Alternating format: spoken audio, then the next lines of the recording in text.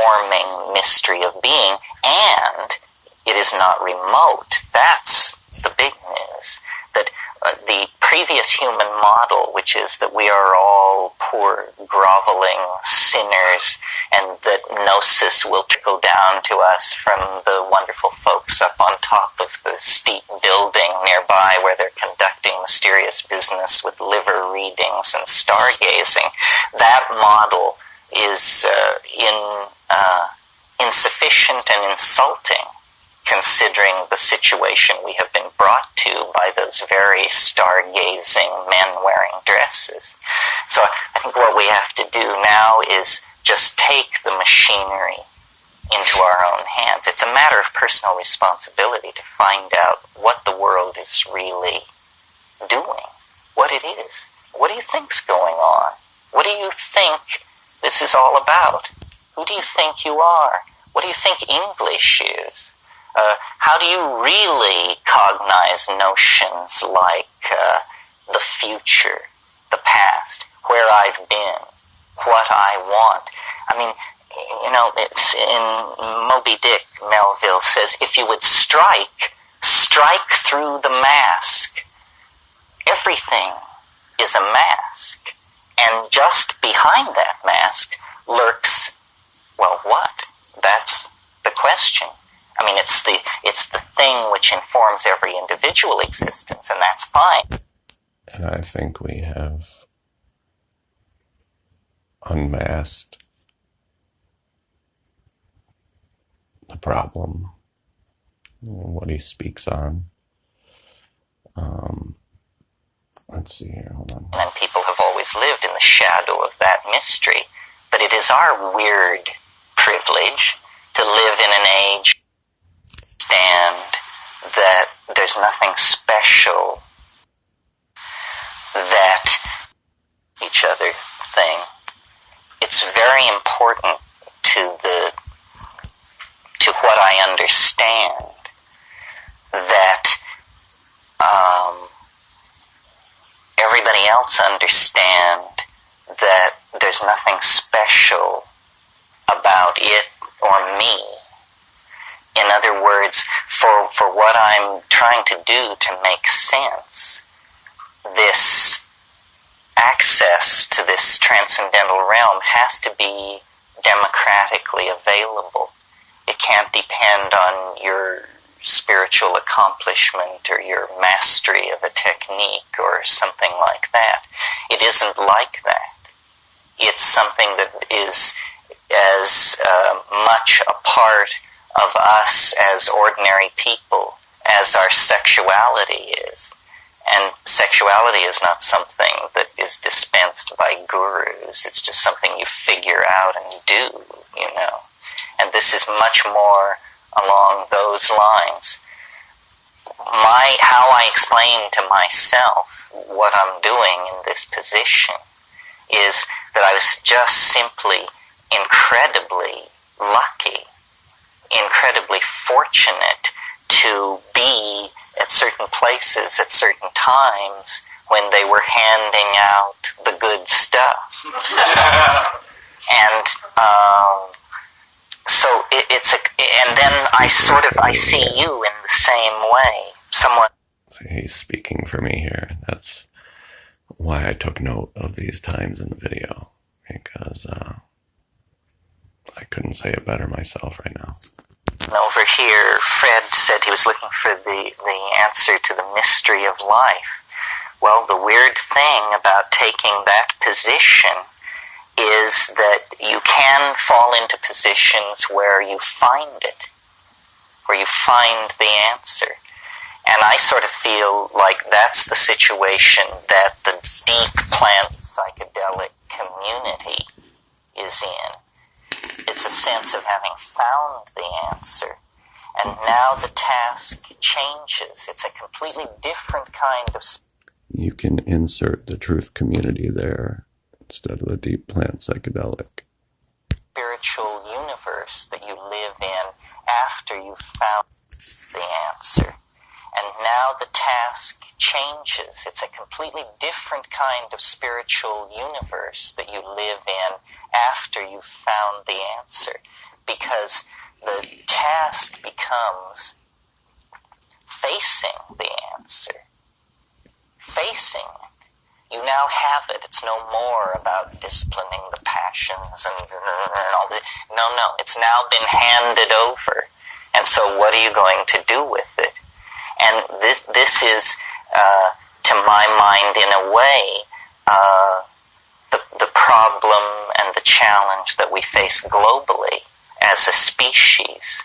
You know, if the holy grail of the Western mind was the ability to release energy and form matter and control nature, then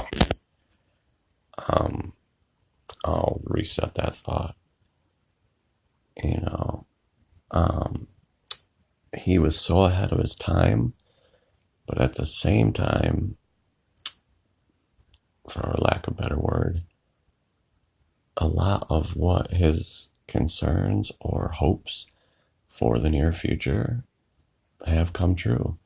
And if I play you the end of this one, which I'm not sure I will, I kind of want you guys to listen to this whole thing when you have time, or as you have time. But I have to go through the middle because I did fall asleep for a couple hours tonight in the middle of this. But the end is wonderful as well. And I think Terrence would be very proud of where we're at right now.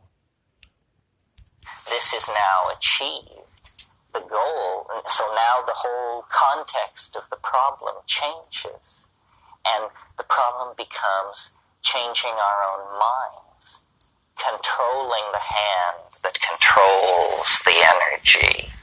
And this is an entirely different kind of problem.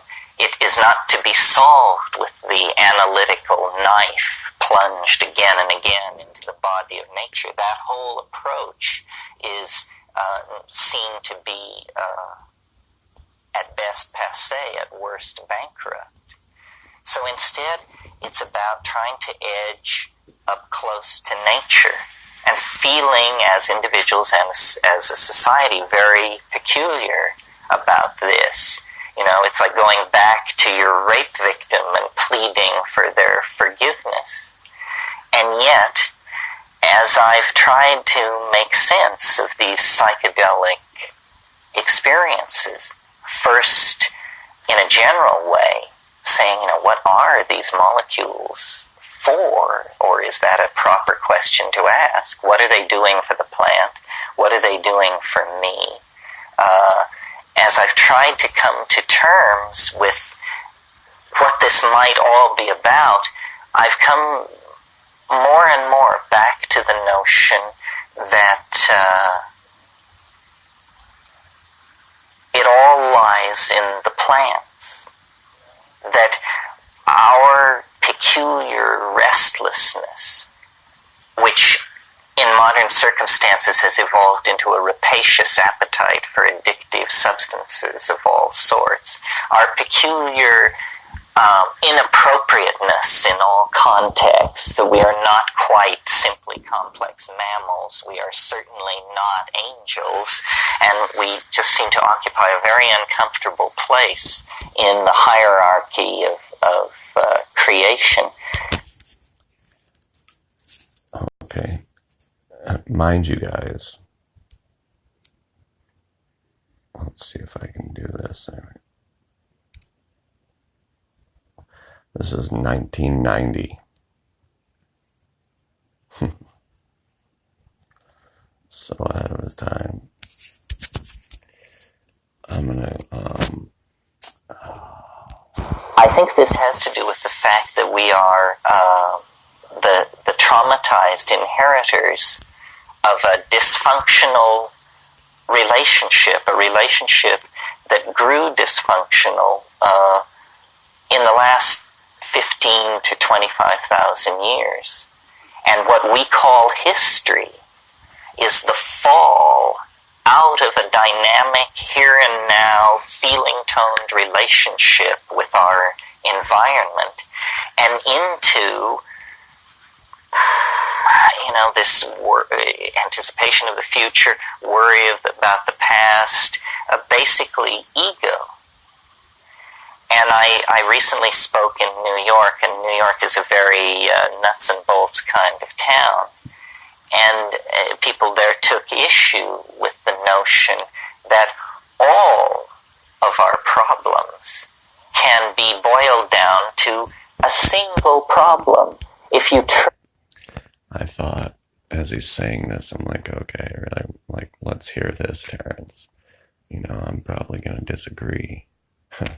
trace the thread of every screw-up back into the maze, it all comes back to a single issue, which is excess of ego. Right. And if my ego was completely dead, I wouldn't have thought that the answer wouldn't ring true with me. So every day, and even though I've destroyed most of my ego, I'm finding little bits and pieces here and there. And I want to make sure I get every last one of them in the garbage can while I can.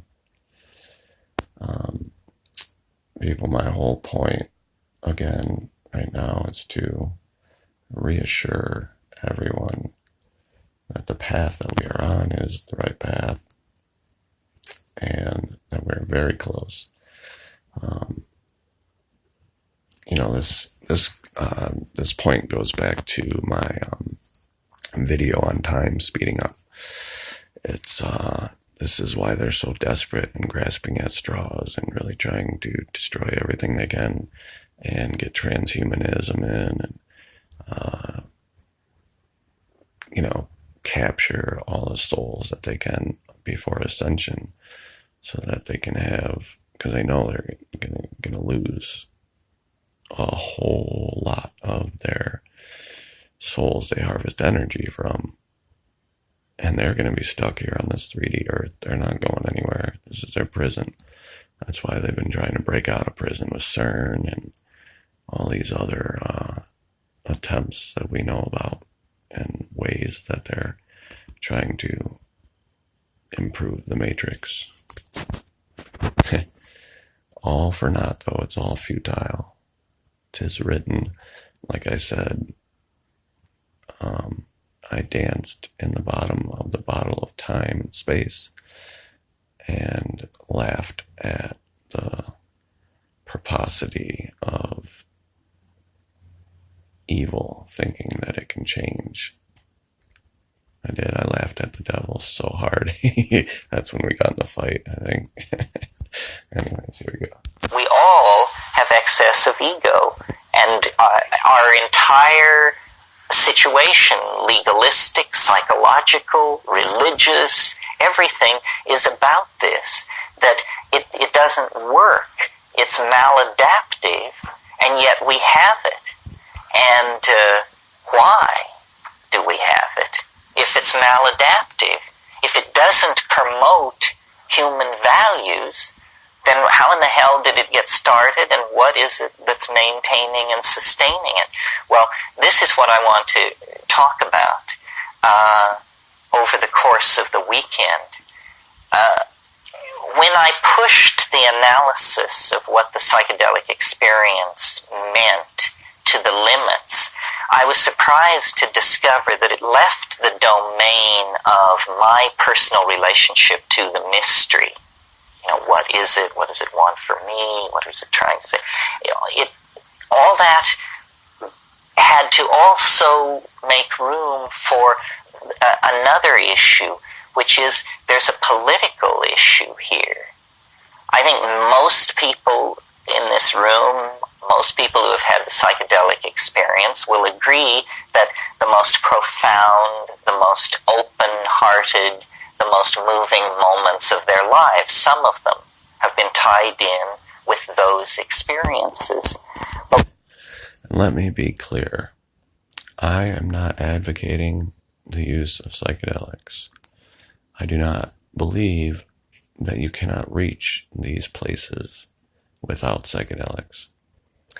I think psychedelics just throw you through these doors, or they open these doors for you, And these doors can be opened by other means, both with faith, meditation, prayer, and of course intense study and concentration. Do I recommend everyone take a heroic dose, as Terence would call it? Yes. Yes, I do highly recommend anybody to take way more psychedelics than they're comfortable with. Of course, in a controlled and safe environment, a babysitter or somewhere you cannot hurt yourself. But yes, like he says later in this recording here, if you don't have anxiety about it, if you're not uncomfortable with the journey that's coming up, or parts of the journey and parts of yourself that you're concerned about dealing with in the journey, then you're not doing it right. We seem unable or unwilling or afraid to extrapolate that conclusion to the notion that this is a general panacea for society, because we cannot conceive that the solution to a spiritual dilemma could lie in matter. In other words, we ourselves have been infected by the inside-outside matter-spirit dichotomies of the dominator culture.